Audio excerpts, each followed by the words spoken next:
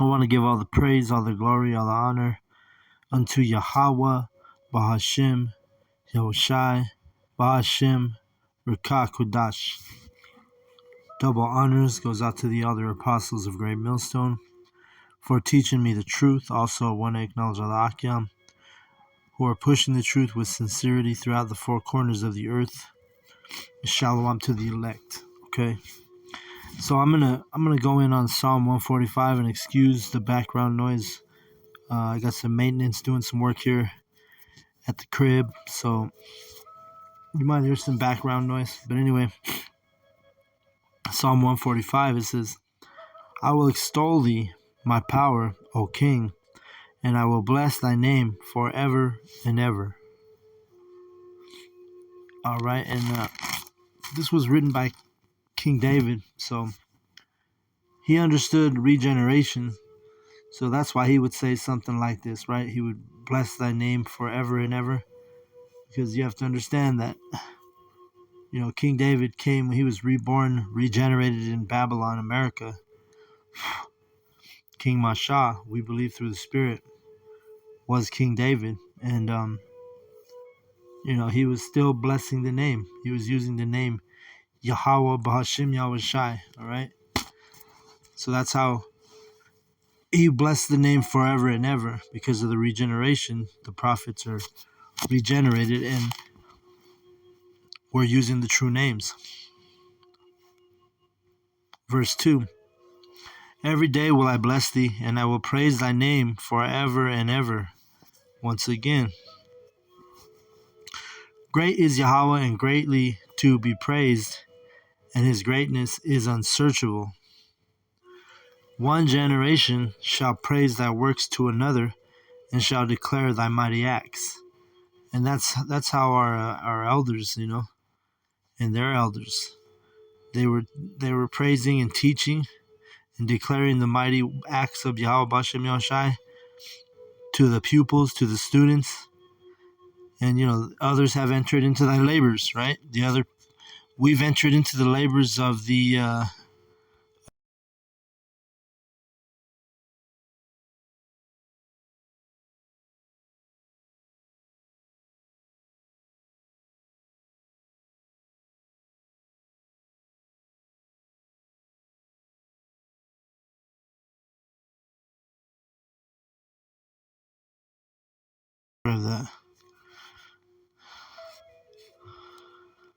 John 4:38 says, I sent you to reap that whereon ye bestowed no labor, other men labored, and ye are entered into their labors. All right. So what this is talking about is the way, like we read earlier, it said that he declared, one generation declares to the other generation, declares the mighty acts, declares the truth. Our elders learn from their elders. We're learning from our elders. And we've entered into, our elders have entered into their elders' labor. And it's a generational thing, something that Yahweh Bashem Yahushai has always preserved is the elect. And this knowledge and this truth has always been preserved, okay? So you had Elder Abba Bivens, who taught, he learned from, it was said that he learned from slaves, right? And then Elder Abba Bivens passed it to the seven, right? The elders were called the seven. And then the seven taught our elders. And now here we are in this generation. So we've entered into their labors, you see. It's generational knowledge passed on. Psalm 145 and verse, I'll read it again, 4. One generation shall praise thy works to another, and shall declare thy mighty acts. I will speak of the glorious honor of thy majesty and of thy wondrous works. And that's what we're doing. And it's because knowledge that's been passed on to us. All right. That's why we're able to understand the statutes, the commandments, the judgments, the knowledge. We're able to understand the majesty and the wondrous works. Where these heathen, they don't understand that. The 2/3, they don't understand those things. They don't understand the judgments. Right? Verse 6. And men shall speak of the might of thy terrible acts, and I will declare thy greatness. You never hear like the Christians talking about the terrible acts of Yahweh Bashem Yahushai, because they don't understand the duality of the Heavenly Father, right? They don't tell you that, like, even for instance, for the destruction or the attempted genocide on the Native Americans and the slavery of the Southern Kingdom, right? The Western Atlantic slave trade. They don't tell you that these were acts and doings of Yahweh Bahashem Yahushai, right? Because in Deuteronomy 28, it tells you towards the end. Let's find it.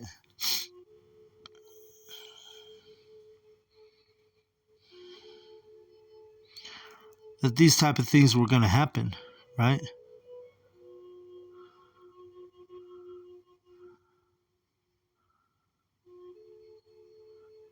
These are terrible acts that Yahweh did unto his own people.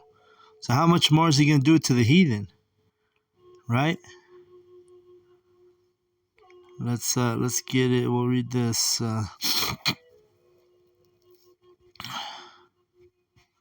Here's one of his terrible acts right here. Deuteronomy 28:64.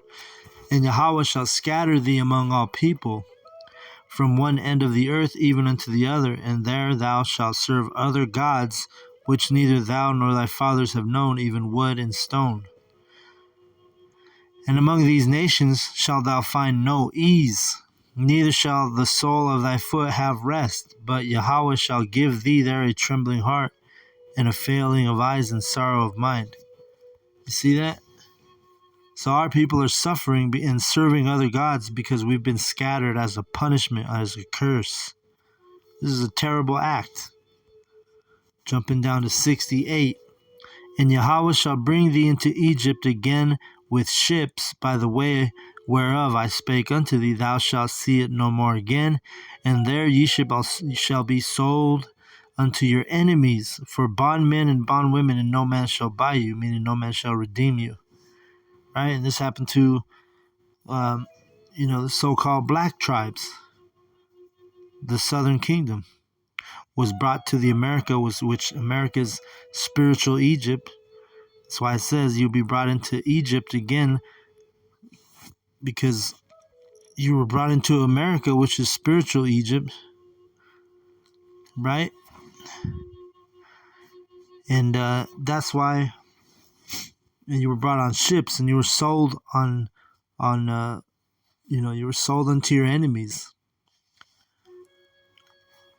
Let's read this, Revelation 11:8. And their dead bodies shall lie in the street of the great city, which spiritually is called Sodom in Egypt, where also our Lord was crucified. All right, because America is not literal Egypt, it's spiritually Egypt. Okay? So these are terrible acts of Yahweh Bashem Yahushai, which, the heathen and the 2/3, they don't understand this stuff. All right, they don't understand that America is spiritual Egypt.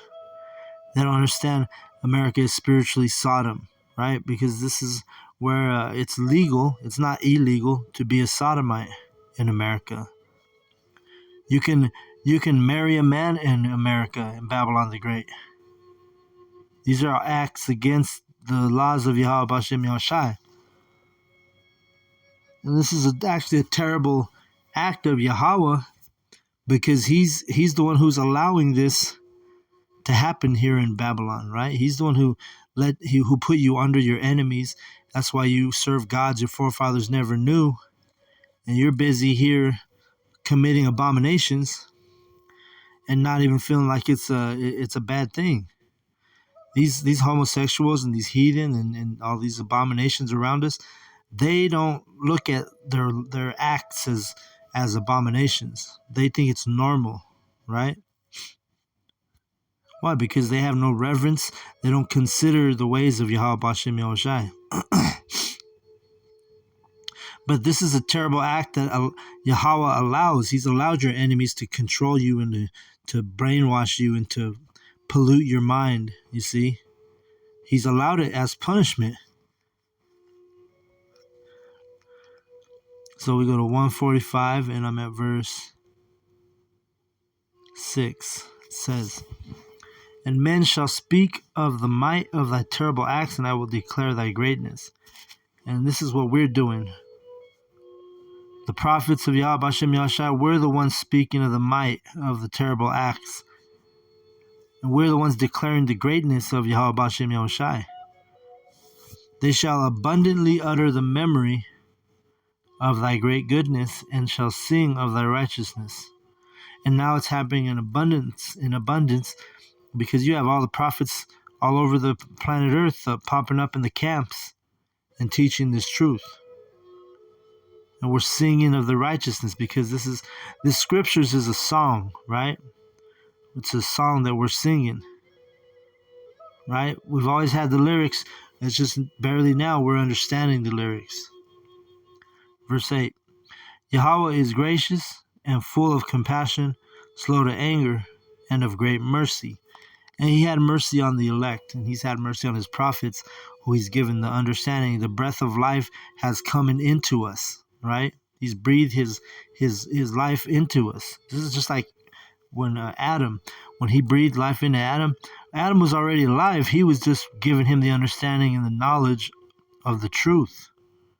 So that's why we have life, because we understand this knowledge. We understand this truth. When we were in the Christian church, when we were in the Catholic church, when we were in any of these, false doctrines, false philosophies, we didn't have no life. We were dead, right? Dead unto Yahweh Bashem Yoshai. But now we've been given life. This is the mercy of Yahweh. Verse 10. All thy works shall praise thee, O Yahweh, and thy saints shall bless thee. Right.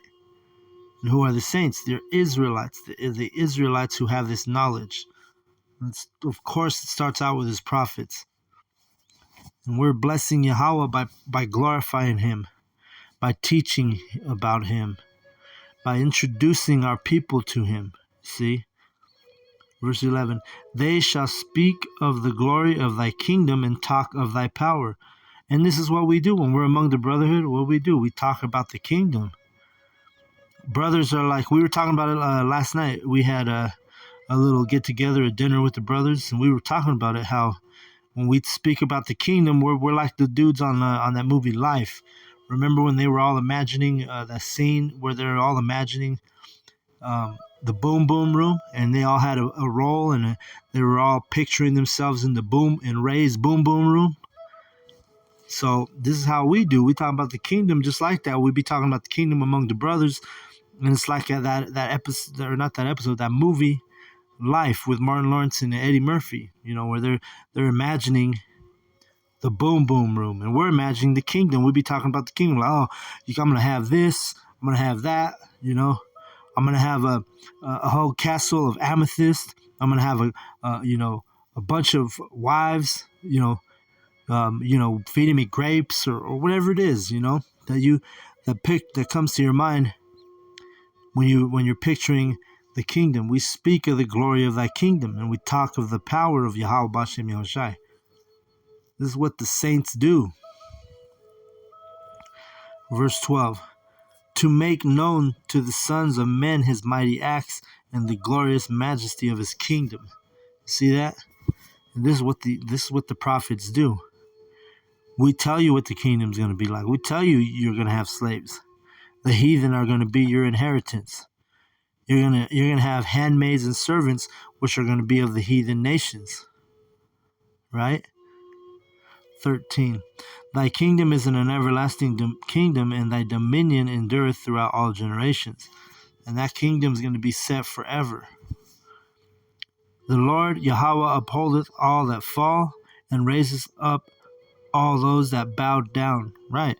So we fell, meaning we fell out of the knowledge, we fell out of who we are. There was a great falling away that had to happen, right? It tells you that in Thessalonians. There shall come a falling away first, meaning our people had to fall. And then guess what? Those that bowed down were us being submissive, being, receiving this knowledge, receiving this truth. It's a parabolic, or metaphorically speaking, we're bowing down to Yahweh Bashem Yahushai. We're submitting ourselves unto this truth, unto this knowledge. So guess what? Yahweh is going to raise us up. Because why? Because we're bowing down. We're repenting. We're that remnant coming back into the fold of Yahweh Bashem Yahushai. All right? Verse 15. The eyes of all that wait upon thee, and thou givest them their meat in due season. So this is, who's waiting upon Yahweh Bashem Yahushai? It's the prophets. It's the elect. And this is our meat, and this is the due season. Right? We're chewing on this meat. We're chewing on this word. This food is the truth. The Spirit is nourishing us. Right? This is our meat, and this is the due season. This is the time.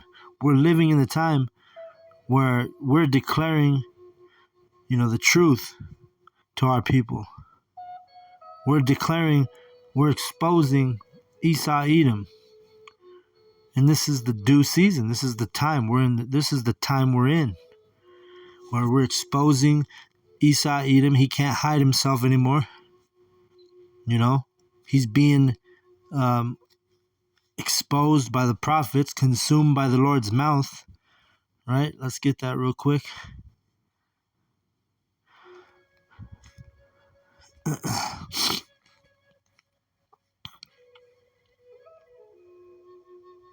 Yeah, let's get it right here.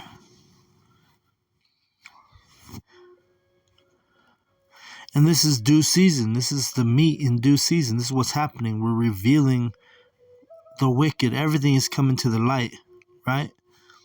2 Thessalonians 2, and I'll start at 6. And now ye know what withholdeth, that he might be revealed in his time. And who's being revealed? Esau Edom, the wicked.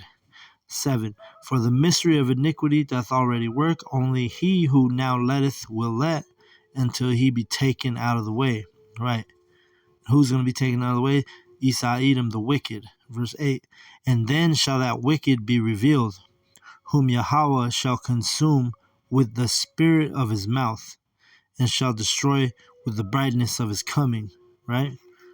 Because when Yahweh Bashem Yahushai visits the earth, when Yahweh Shai and the angels and Michael the archangel, when they come to make war with Esau Edom, that's that brightness of his coming, and he's going to destroy all of the heathen armies, starting out with Esau Edom's army. Right? And I shouldn't say just his army, his space force, his air force, his whole military prowess is going to be destroyed by the brightness of the coming of Yahweh Bashem Yahushai. But before that happens, he's going to get exposed by the Lord's prophets, by the saints, right? We're out here telling you what's about to happen. We're out here declaring the terrible acts of Yahweh Bahashim Yahushai. You see that? This is what we do. We're telling you what's going to happen before it happens. That's why we're called prophets, seers, visionaries. All right? And it's because the Spirit, if a Spirit's working with you, then you have the ability to prophesy. All right? You have the ability to understand the judgments, to understand the parables, to understand the metaphors, the dark sayings in the Bible. Right? Psalm 145, and I'm at verse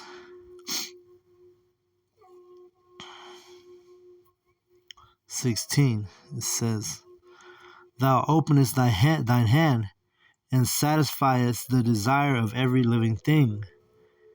Yahweh is righteous in all his ways, and holy in all his works. Yahweh is nigh unto them, and to all them that call upon him, to all that call upon him in truth.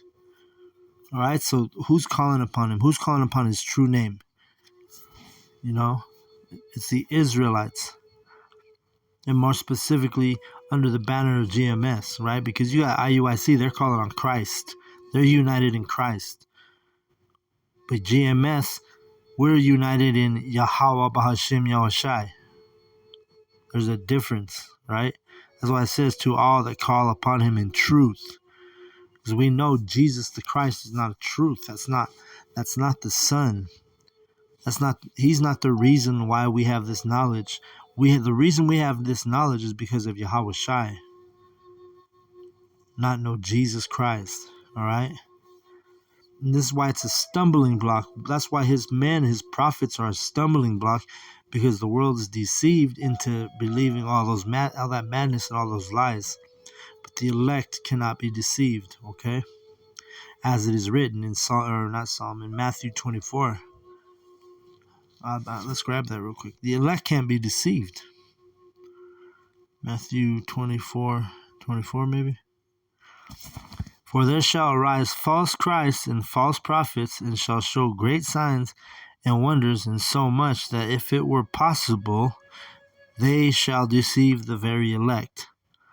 Listen, the elect is not deceived. The elect have the true names. We know that Jesus Christ is not the Messiah.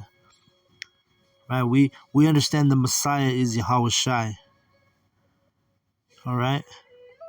But just like the Messiah are a stumbling block unto the world, because they didn't believe that Yahweh Shai was the son of Yahweh, and they don't believe we're the prophets. But the elect are able to receive this in their spirit. The elect they have the ability to receive this knowledge and this truth.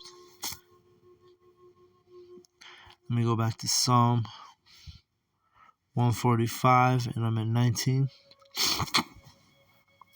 He will fulfill the desire of them that fear him. He also will hear their cry and will save them.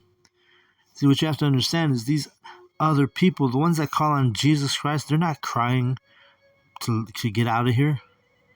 They're crying they're crying and hoping that America gets healed, America gets saved. You see? We're crying because we got to get delivered. We want to get out of here. The ones who know the true names, Yahweh Bashem Yoshai, we're in the right mindset. We're crying. We want to be delivered. We want the hand of Yahweh Bashem Yoshai to deliver us, which is Yahweh Shai. Right? To whom is the arm revealed? The arm is Yahweh Shai. Who is it revealed to? Is to his elect. Right? It's not revealed to the heathen or the 2/3. That's why they want to stay here with Jesus. They want to stay in America with Jesus Christ. They don't want to be delivered from America. They don't want World War III to happen, right? Because they want to continue on in this wicked place. But the elect, the Lord's true prophets, we are crying out for him. And we are going to be saved by Yahweh Bashem Yahushai. Ain't no Jesus Christ going to save anybody. These people that believe in Jesus Christ, they already believe they're saved. They tell you they're already saved. That's why they're not. What are they waiting? What are they going to wait on if they're already saved? See? But we're waiting on the true salvation. Because why? We understand the judgment. They don't understand the judgment. They don't understand that World War III is going to be the ultimate judgment. The nuclear fire, the nuclear missiles. Because they already saved, right? So these fake ass Christians, what do they got to be saved from if they're already telling you that they're saved? They're not going to be saved from nuclear war because, first of all, they don't believe war is going to happen like that. Why? Because they don't understand the judgments. They don't understand the Holy Spirit. They don't understand the Bible. But we have the understanding. And that's why we're waiting on him. And that's why we're calling upon him. And that's why he's going to hear our cry Because the Christians, they're not crying to be saved. They're in their arrogance and their pride. They tell you they're already saved. So how does this in verse 19 fit them? Let me read it again. He will fulfill the desire of them that fear him. That's another thing. They don't fear Yahweh Bashim Yahushua, or they don't fear God, as they say. They just love God. They don't really fear him. Because if they feared him, they wouldn't be allowing all the abominations to happen that they do allow. Right? They wouldn't be okay with the homosexuality. They won't be okay with the transgenderism. They wouldn't be okay with all these abominations that are happening in America. But the true men of Yahweh Bashem Yoshai, we don't stand for that. We're crying to be delivered delivered away from this filthy acts that we're in the midst of. All right? Let's get that real quick.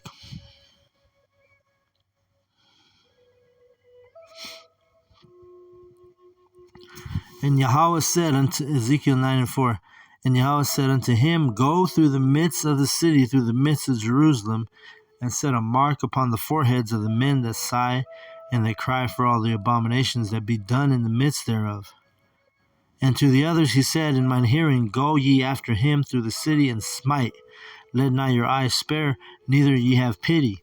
Slay utterly old and young, both maids and little children and women. But come not near any man upon whom is the mark, and begin at my sanctuary. Then they began at the ancient men which were before the house. You see? So the men that are sighing and crying they're not the modern Christian church. No, it's the men who are on the street corners, the Hebrew Israelites, who are crying, sighing and crying, and we want to be delivered out this wicked place. Because the pagan Christians, they want America to be healed. You see the difference in the mindset? You see? The Lord's true men of Yahweh Bashem Yahushai, we are seeking deliverance from this wicked place. We're not praying that this place heals up and gets better so that we can continue on for generation to generation to generation. No, because we understand the judgments of Yahweh Bashem Yahushai. We understand the will of Yahweh Bashem Yahushai. And the will is to destroy this place by nuclear fire. So if you understand that, why would you pray for America to heal? Why would you pray or why would you say, oh, I'm saved already? Because you don't understand the Bible. You don't understand the prophecies.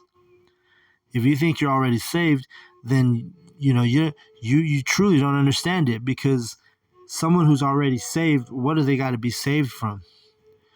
But the ones who are praying for salvation, expecting salvation, we know what it is. We know that there's going to be World War III, according to the prophecy. And we know that we need to be saved from that thing. That's why we tell you no one's saved yet. Right? We're sighing and crying. They're not sighing and crying. They're busy just hoping that America can get better. Right? There's a big difference. Psalm 145:20.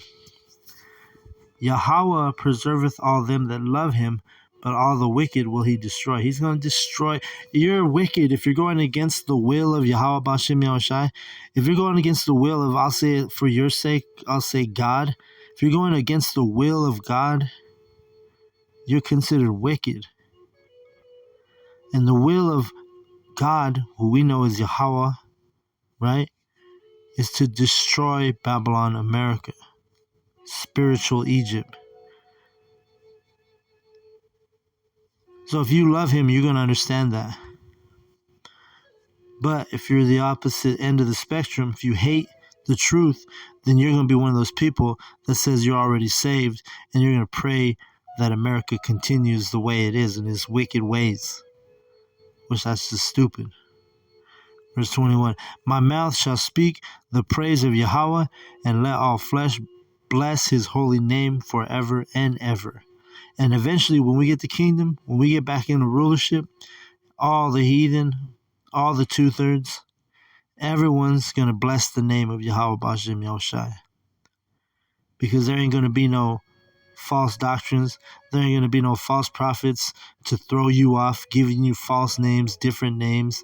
No, the truth is going to be known, okay? So I'm going to go ahead and close out on that. I want to give all the praise, all the glory, all the honor unto Yahweh, Ba'ashem, Yahushai, Ba'ashem, Rakakodash.